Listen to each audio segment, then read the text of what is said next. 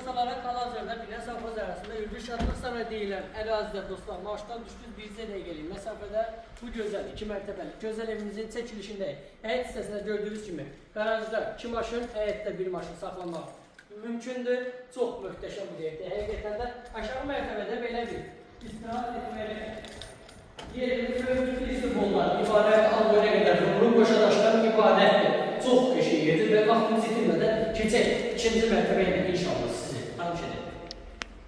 Dostlar, gördüyünüz kimi girişdə belə bir halde bizi qarşılıyor. Bu hissədə mövcuddur.